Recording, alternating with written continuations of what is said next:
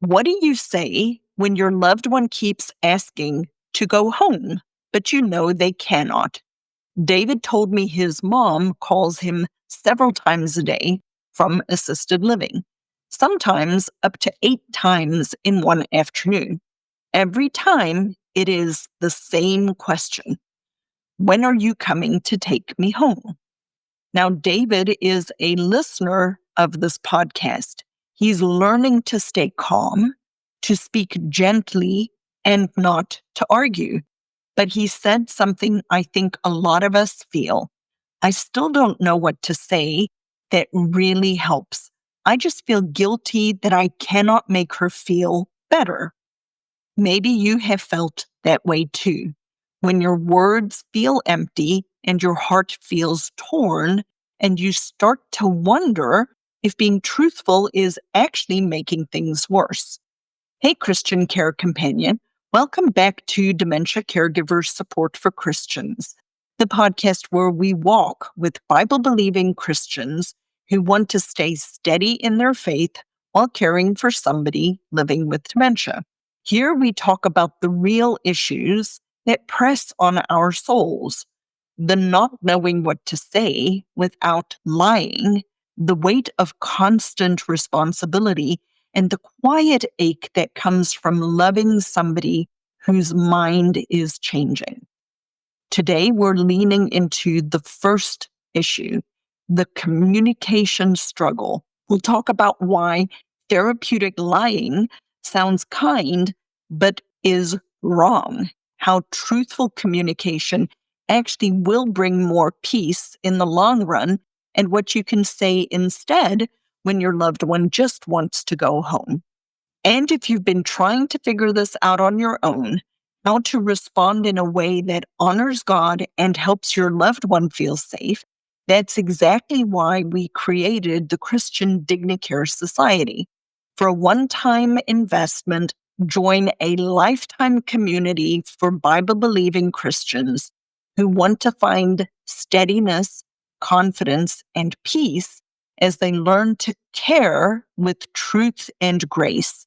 Join David in the community. It's less than $100 for lifetime access, and the first 100 people will receive a 15-minute welcome walkthrough with me so you can get the most out of the community.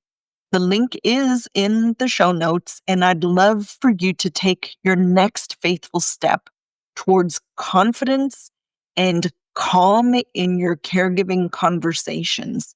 And if you're not quite ready for that, that's quite all right. Every month, we still do a free workshop. The next one is coming up. It'll be November the 8th at 3 p.m. Eastern. So if you'd like the link for that, it is thinkdifferentdementia.com/WSL. And now let's hop into the conversation with David related to the question, I want to go home. So welcome, David. Thank you so much for being here. So let's imagine it is 6 months from now and your caregiving journey feels easier. What would that look like for you?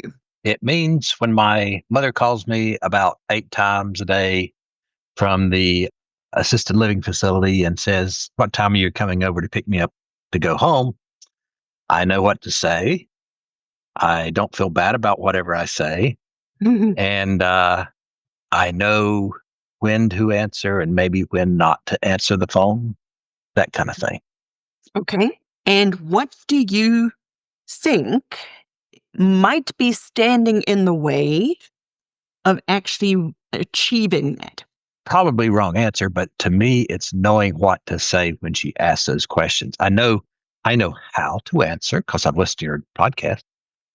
I know to be soothing, non-confrontational, not to contradict her, and to speak to her tone and maintain a cool and calm tone and that kind of thing. And, and try to, ask her what it feels like, those kinds of things. Okay. But it doesn't always work. So I,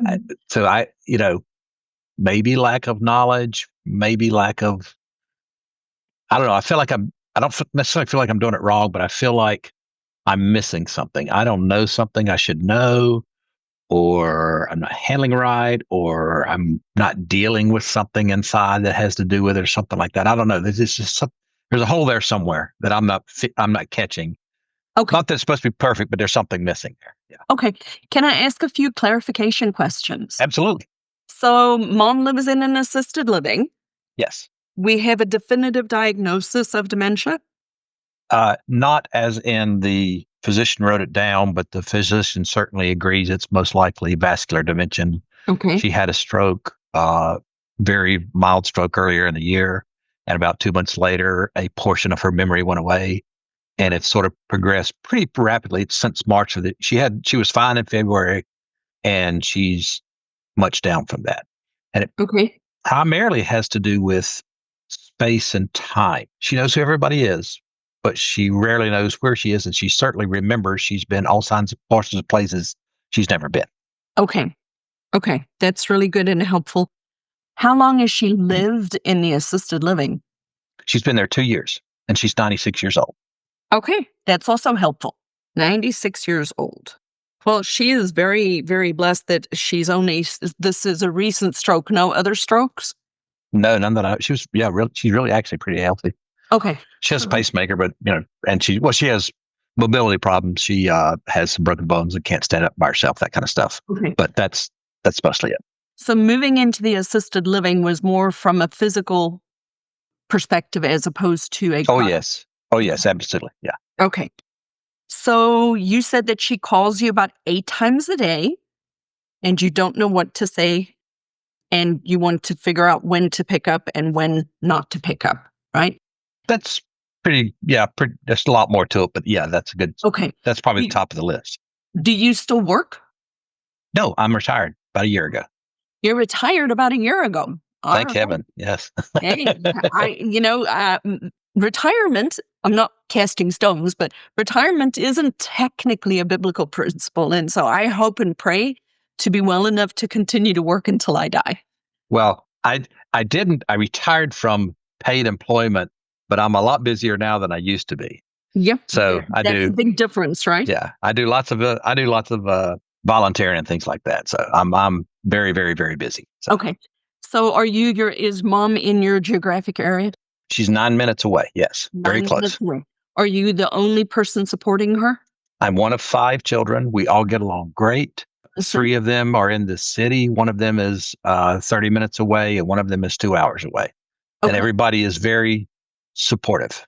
Everybody is supportive. Are you the main decision maker, though? I am the power of attorney, healthcare power of attorney. I do her finances, make all the recommendations. I am the primary person who cares for her. Yes. Okay. So moving her into the assisted living, she was doing pretty well until she had the stroke. Was she making all of those phone calls before? No. No. No. No. Okay. So No. it's very definitively since the stroke. Absolutely. Yes. Okay. So what have you tried? Like when you talk to her and you said it doesn't always work. Does it sometimes work and then sometimes not? My mother is extremely intelligent, still is very intelligent. And like, I guess a lot of people with vascular dementia, you can never know what she's going to remember or not remember. So if I tell her her son is going to the mountains in 4 weeks, in 4 weeks, she'll ask me, did Michael go to the mountains yet? So, I wouldn't lie anyway, but I never do. But I have, she says, when are you coming to pick me up to go home? It's like the presumption is that she doesn't live where she lives, that she's going home. And so I say, well, truthfully, we were working on her plumbing for the last 2 weeks. I said, well, Mom, right now you can't go home. The plumbing's off. She says, oh, okay. Well, when's it supposed to be fixed? About 2 weeks. Well, now the plumbing's fixed, so that's not going to work anymore. So I say, well, Mom, why don't you just stay here tonight? She says, well, I really want to go home. She says, well, it's probably better if you stay here tonight.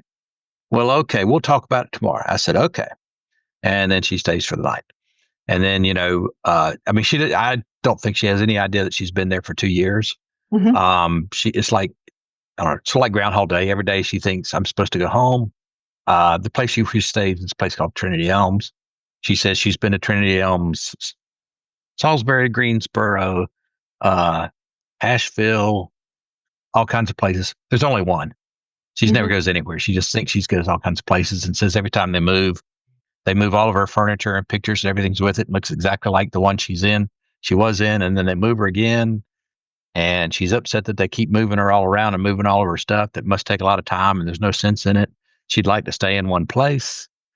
So I talk to her and say, "Hey, mom," and if she's really upset, I'll go over there and say, "Hey, mom, yeah, let's talk." It's whatever. I said, "We'll just stay here tonight." She says, "Okay," but occasionally she'll say things like, "Well, if you're not going to take me home, don't come over," that kind of thing. And so that's I'm just sort of okay. And then I go over anyway and sort of talk her down. And we tremendous amount of love her to death. Never bothers me that she calls me. Never bothers me. Because one day she won't. I know that. And so that's not really, it's not that she calls me, that doesn't bother me. She used to call me at 3 a.m. She doesn't do that anymore. But it's knowing what to say to soothe her and what to say to get her to not be upset, to make her feel better. When she feels better, I'm fine. Okay. And when she's still upset, that eats at me. And I know I'm not responsible for her being happy. I understand that. No, I get that, but yours is a unique situation in the sense of we have a definitive something that happened in a change. Oh yeah, and it's been very, absolutely. She talked like you and I are talking now in February, and now it's totally different. I mean, it has even progressed more since March. It's progressed very, very quickly. So okay. So may I give you a couple of thoughts that came up as we were talking? Absolutely. All righty. So the very, very first thing is let's talk about what might be possible related to the dementia, right? So vascular dementia is highly possible, right? A change because of the stroke. But also based on your mom's age, there is a newer type of dementia that was defined or that has now been classified. It's called limbic predominant age-related TDP-43 encephalopathy. It literally spells out late.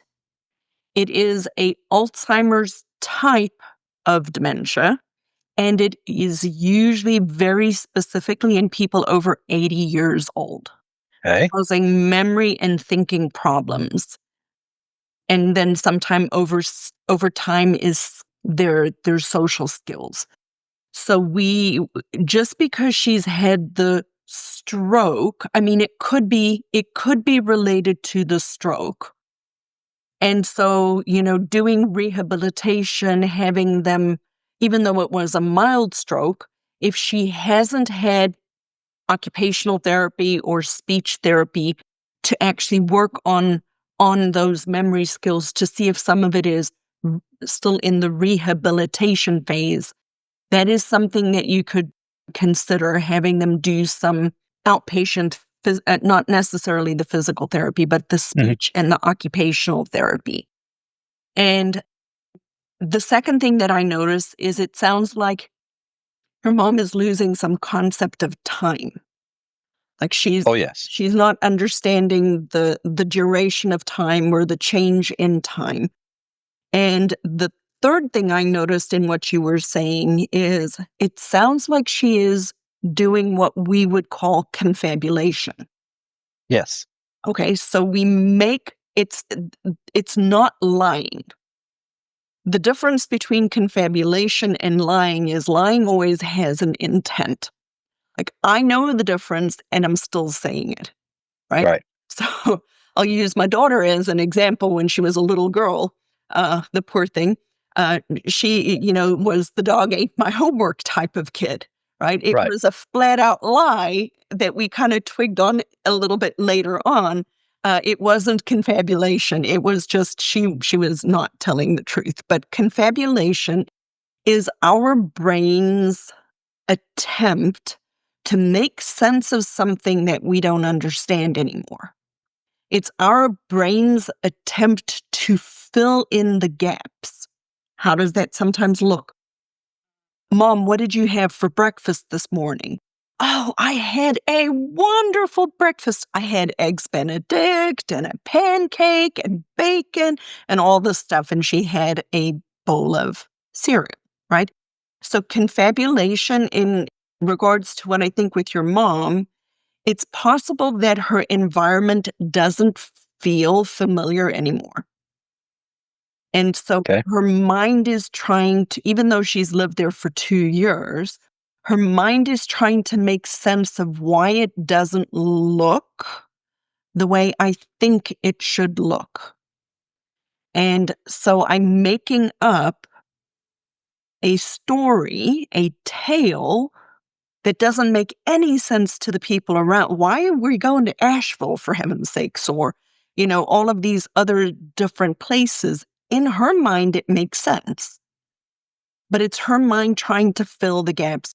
My mom, before she passed away, she had this very fully formed confabulation. It wasn't a hallucination. She wasn't hallucinating, and it wasn't a delusion.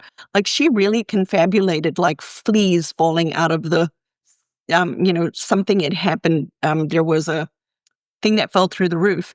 And she just really believed that's what caused her to have a skin rash, right?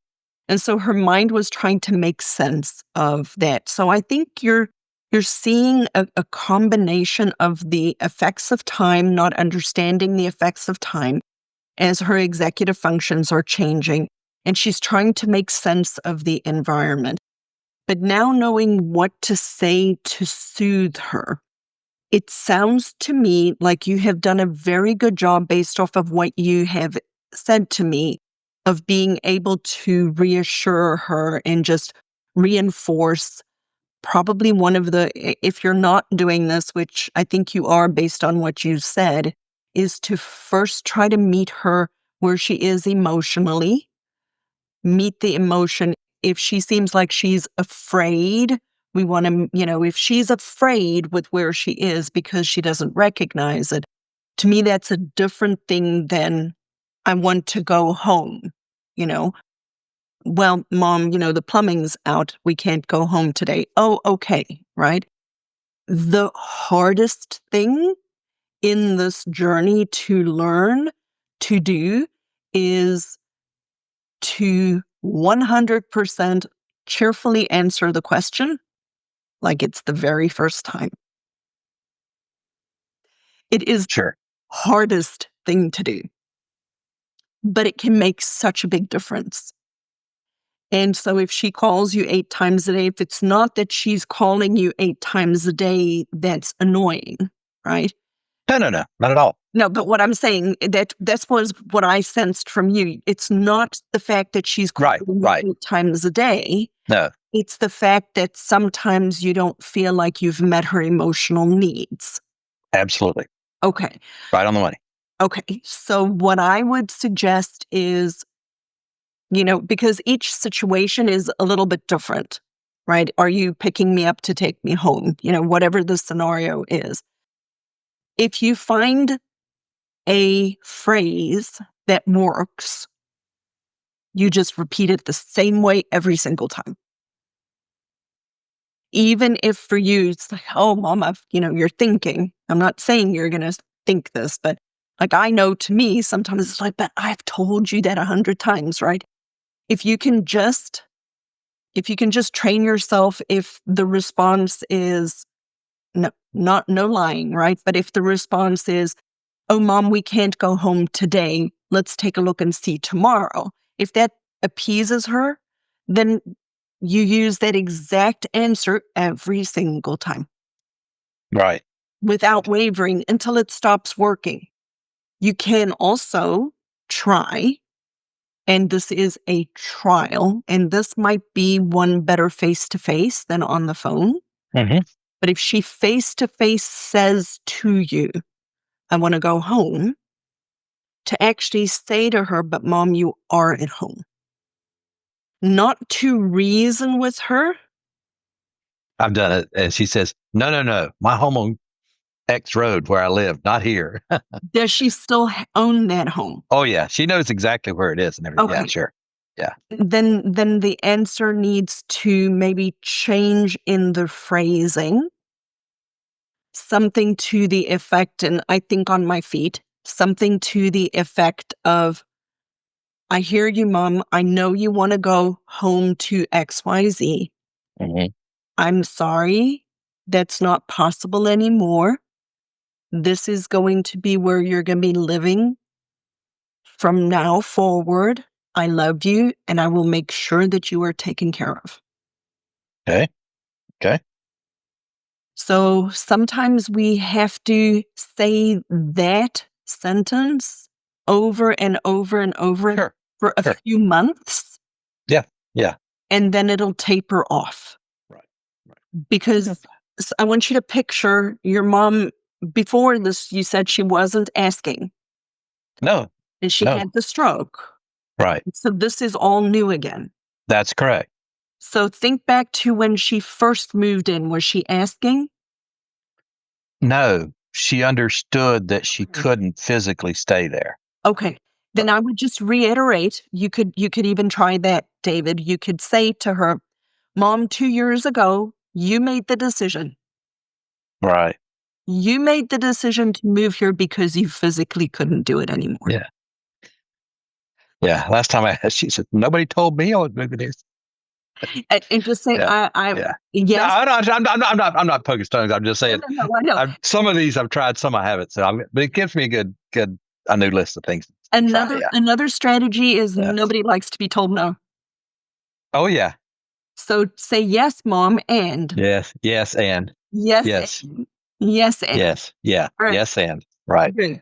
So, David, tell me, what is one step that you are going to try after our conversation today? Okay. I know something you said at the beginning. So she's had physical therapy and occupational therapy, primary physical, but I would like to try what you're saying with the speech OT that has to do with memory. Yes. She hasn't had a formal diagnosis because the doctor says you probably don't want to do it because at her age, we're probably not going to treat whatever she would have. Plus, it's likely to upset her to go through the 3 hours of questions, those kinds of things. We don't need a formal diagnosis. Okay. Okay. So I what would try it under specifically? the stroke. Yeah.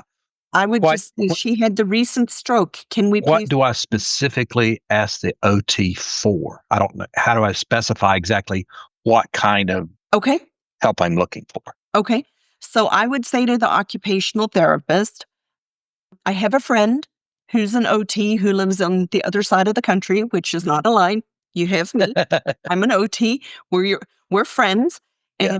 and she is based on what I've been telling her, she has noticed that my mom seems to have changed since her recent stroke. Hmm. She's having more trouble with her executive function Hmm. and concepts of time, and I want to see if there are a few strategies or things that you can do to see if from the stroke there's some things that we can rehabilitate for her thinking processes, Perfect. Okay. and have them then do an assessment.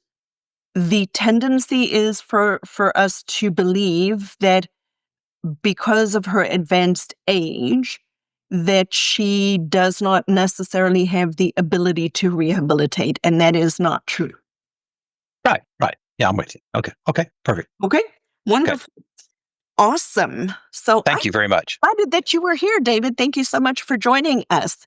Thank- People who are really benefiting from the community are the people who joined earlier on before they need it, Yeah. and that have been active and are participating in the community, because then they already know what questions to ask and they have a place to come, and they're not constantly wondering, what do I need to do? How do I need to do it? So people listening are interested in tapping into or learning about the community. I'd invite you to just go to the website, thinkdifferentdementia.com. There's a link for you to schedule a 20-minute call. There's no pressure. I'll serve you regardless of whether you join the community or not. But it is a way for you to take this relationship a little deeper, a little bit more hands-on support, because really the research also shows it's longitudinal support over time. Absolutely. Yeah. For sure. I would highly recommend Lizette. She's awesome. I see. I appreciate that endorsement.